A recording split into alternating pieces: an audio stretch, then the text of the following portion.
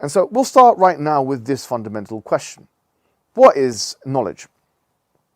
So epistemologists, they differentiate between belief and knowledge. This is extremely important because belief is something which can be true or it can be something which is false.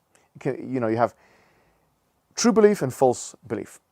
So what is knowledge then? Knowledge is justified, true belief. Can you say that one more time? Yes, I have no problem in repeating this. Knowledge is, according to the majority definition in epistemology, is justified, true belief. In other words, 3 criterion need to be met in order for something to be considered as knowledge. That it has to be justified, it has to be true, and it has to be a belief. Now these 3 things have to be in place in order for the thing to be knowledge. Can you say there's such a thing as true knowledge and false knowledge? On this strict epistemological definition, no, you can't. There's either knowledge or there isn't knowledge. If you say something which is false, this is not knowledge. And just on a side note, it's really interesting. I was thinking about this verse in the Quran, since we're Muslims and coming from that perspective. There's an ayah in Surah Al-Kahf which says, مَا لَهُمْ بِهِ مِنْ عِلْمٍ وَلَا لِآبَائِهِمْ. That they have no knowledge of this. So it's as if their false beliefs amount to nothing, basically. It's not even knowledge. It's not false knowledge, it's not knowledge at all. مَا لَهُمْ بِهِ مِنْ عِلْمٍ. They have no knowledge of it. Such knowledge does not even exist in the first place because this is a false belief. Interesting, anyway, but going back to this point, that this is what knowledge is.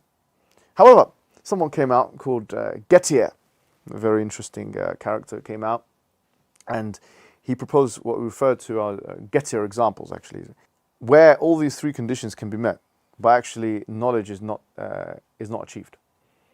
And I'll give you one example of such a thing. He wrote this in 2 pages. I mean, you can see, sometimes you can write something in an academic way, and it's very short and brief, but has such an impact. I think 1.5 pages or 2 pages.